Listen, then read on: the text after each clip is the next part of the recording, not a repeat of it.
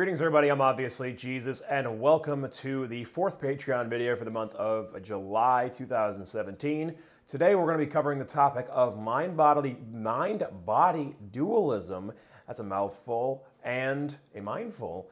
And, we're going to talk about the origin of consciousness. These questions come from Superhands and Tristan. You'll see, I'm sure, their questions, unless I forget to put them in the video, you'll see their questions somewhere, in the corners of the screen so you can read the specific natures of their inquiries. But basically, we're going to talk about mind-body dualism and the origin of consciousness because I figured that these two things are very closely related, so if not the same thing almost. So we're going to talk about these things. It's going to be great. It's going to be fun. It's going to be just wonderful and sexy times for you. It's going to be just amazing. And so without further ado, let's begin. So the first thing about mind-body dualism is that I do not believe in it.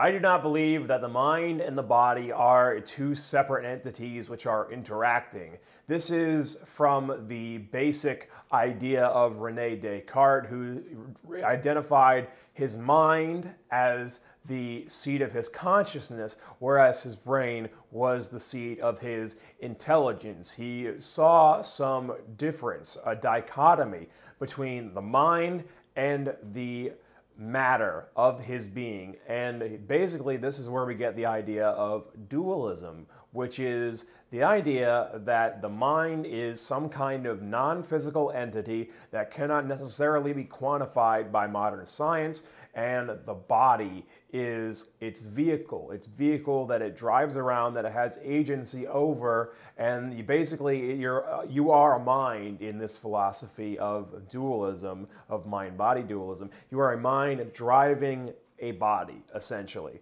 And that's not something that I can really get behind. I'm just going to put it right out there, and we're not going to, I don't know, this video is very unstructured already, I can tell, but basically, I do not believe that the mind and the body are two separate interacting entities. I believe that they are basically one entity made up of physical matter, and that consciousness arises not from some non-physical characteristic, but from some physical characteristic that we simply are, as human beings, either too limited in our perceptions to quantify, or so that we simply have not quantified with our current scientific tools as of yet. I believe that we are basically one entity, one collection of atoms and electrons and molecules and all that lovely stuff that makes a living being a being, and that consciousness, arises from the passage of electrical currents, among other things, through I have hiccups apparently. That consciousness arises by the passage of electrical currents across the brain and into the nervous system of a living body that has certain physical characteristics like oxygen and blood pumping through its veins. Honestly, it is mere evolutionary coincidence, I believe, that consciousness first took hold in some kind of matter. I don't know at what point science, if any opinions have been generated on this by science yet that are, definitive or taken as, face value or what have you, but I believe that at some point a microscopic life form developed a complex enough neural network to become self-aware and conscious of its own needs and desires, and had more agency than the previous evolutions of that microbe or whatever the hell it happened to be before it. And that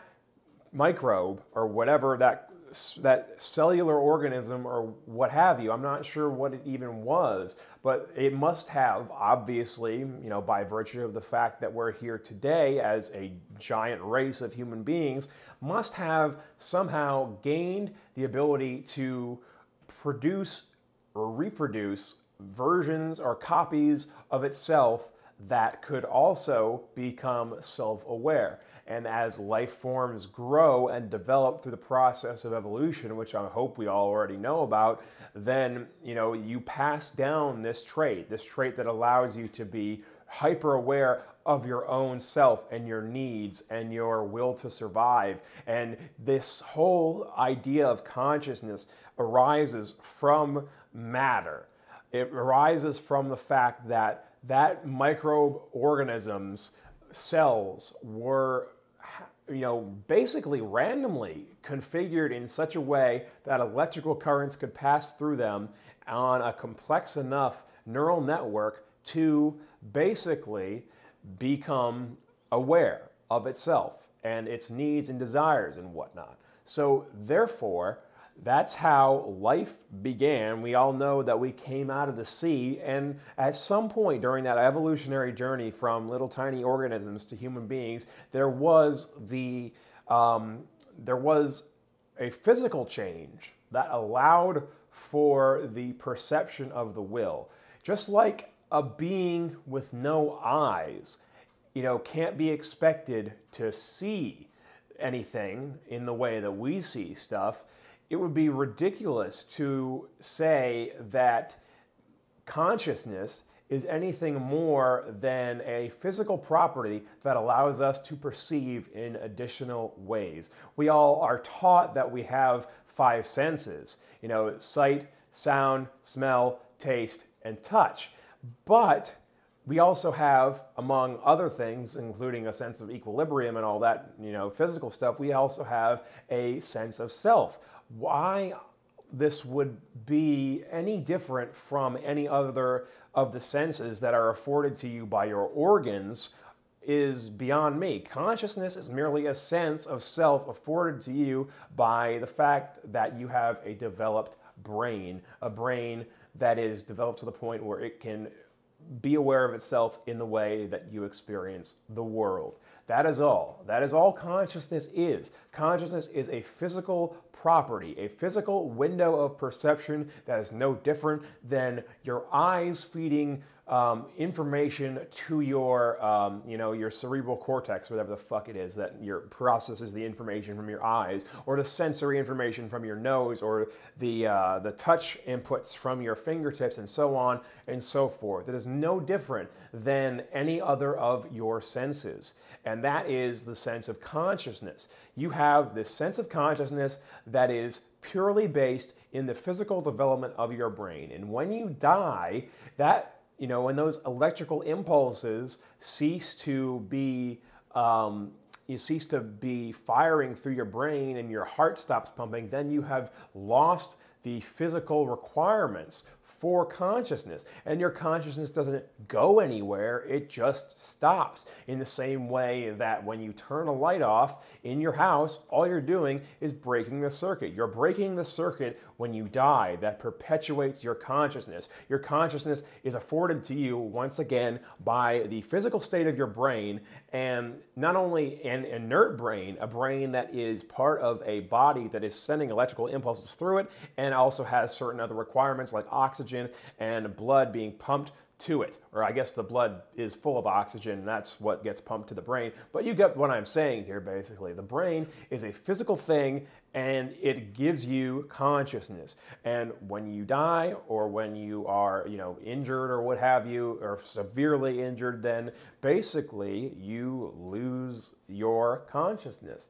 And you fade away. You just stop being. You don't even fade away. That's sort of a poetic term. It's too poetic for what is very much a simple scientific happening.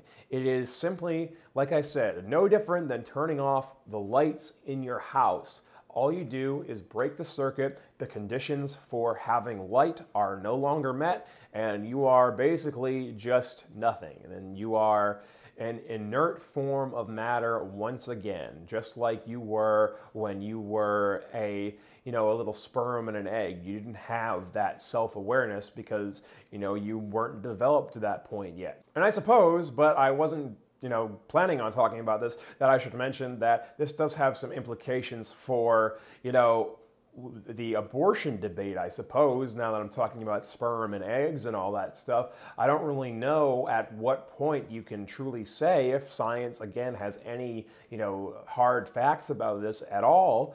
At what point, rather, does a consciousness becomes self-aware. People talk about, oh, it's the fetus's lungs are breathing and the fetus's heart is beating, and you never. What really matters, I suppose, if you're the type of person who really is on the fence about this debate, I think, is when a being becomes self-aware and has the ability to experience. Not only, I mean, and again, this is such a complex debate, and it's one of the things. I'm absolutely pro-choice. I firmly believe in being pro-choice, but I can understand, I can sympathize with people who are pro-life because, and I'm stealing this a little bit from, I think it's a Louis C.K. bit where you say, he could where he says he can understand the fact that people are outside protesting abortion clinics, because if those people truly do believe that you're killing babies, then that are self-aware in some important, meaningful way, then he can understand why people would be out there protesting, because killing babies is obviously not something you want to do. I mean, I personally think it comes down to to what kind of life that baby would have, not just if it's self-aware, in some rudimentary physical sense, like we're talking about here on the roots of consciousness. I mean, so what if it's conscious, if it can't experience, loss, if it can't know what it's losing, if it can't, if it's not going to have a good life anyway, then, these are the reasons I'm pro-choice, because I believe that there's no unique, even if it's self-aware, there's no unique identifying qualities of a thing that just exists in another human being's body. It has no self-experience, even if it has no self-awareness. It has nothing to make it unique. But again, I'm getting really derailed here, but it does have implications for that debate. It has implications for a lot of things, but I think that at the end of the day, I cannot in any way, shape, or form really get behind the idea that mind and body are somehow two different things, that the mind is because what is it? How can you even ever prove that sort of Cartesian idea of the mind driving the body, the mind as some non-physical, ephemeral entity driving around a physical being? Because how can you ever define that ephemeral entity without using the terms of science, the terms of the physical world? How could you ever say that there is a mind and you can quantify that is separate from the body? And how can you ever possibly do that in terms of anything real? Because if you could, then you would basically be defeating your own point. Because if you can ever explain the mind in scientific terms, then it can be understood by science. If the mind turns out to be some kind of collection of particles, then it's still a physical entity. Your mind isn't floating outside of you in any way, so it has to be attached to your body in some way. So if it's a collection of particles that stays with your body, then it's simply more particles. At that point, it would just be a piece of science that we understand differently than we once thought we did. It wouldn't be an ephemeral, sort of ethereal thing anymore. It would simply be, no matter how you quantify it or explain it, if you could ever explain it in scientific terms, then it automatically becomes part of the physical world. So I don't believe that, at least in terms of how we define things, on a very basic level of language, that you could ever truly say that the mind and the body are dualistic. They always have to be intertwined. They are intertwined, and what intertwines them is physicality. And I would say that even Descartes defeated himself by saying that the mind is the seat of his consciousness and the brain is the seat of his intelligence, because the consciousness is the only thing that employs the intelligence. Your muscles are ends. Your muscles are means to your ends, and your intelligence is driven by your consciousness through your physical body. But the thing is, even acknowledging that there is such an intertwining between the consciousness and the intelligence of the physical brain that implies that they are tethered in some way that is not unexplainable, is not separate, but is simply not currently understood yet. If you draw any correlation between the mind and the body at all, you're defeating yourself if you're a dualist, because you are automatically saying that there is a connection.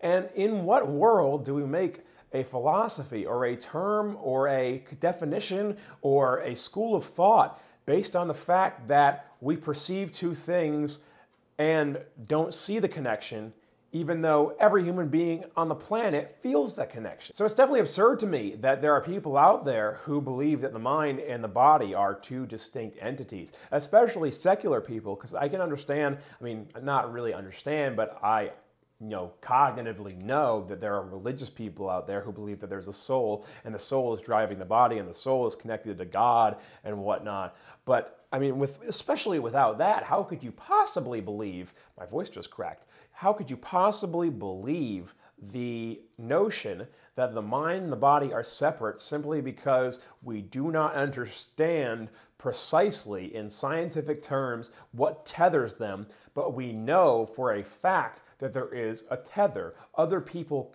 and other entities cannot experience your mind in the way that you experience it. Your mind experiences your life through your senses, through your other senses, I should say, and that is, it might be called the seat of all your other senses, the root from which all your other senses grow, or the stream from which all your other senses flow, depending on what kind of metaphor you want to use for this particular type of thing. But you can't say that they are separate. They are hierarchical, they are different, but they are not separate. There is a connection. It is unique to you and your physical experience, and that is that on this subject, I believe, because I'm obviously just going to keep repeating myself if I try to make this video any longer. But that's my opinions on mind-body dualism and the root of consciousness. So I'm sorry it was a little bit disjointed and I got off on that abortion tangent for some reason, but anyway, I'm obviously Jesus. Hope you learned something or are thinking about something in a different way. If not, I'm sorry. We'll try again next week. Actually, no video next week because it's the 5th Sunday of the month, but I will be back from my brief vacation on the 6th, I believe, of August, and I will hopefully make a video recapping said vacation for that. If not, I'll just make another video about regular stuff that we'll be talking about and all that good shit. Anyway, I'm obviously Jesus. Thank you so much for watching, Patreon people. Thank you for your continued support. I really, really do appreciate it. It means the world to me, and I don't just say that lightly. It definitely changes my life, having that extra income every month, having the ability to improve my video setup and, get games and enjoy myself and stuff. And, I hope I'm giving back to you guys in an appropriate manner as well. I hope you're getting what you want, and I'll keep trying to answer all of your questions and all of your queries as much as humanly possible. Anyway, I'm obviously Jesus. Thanks for watching. See you next time.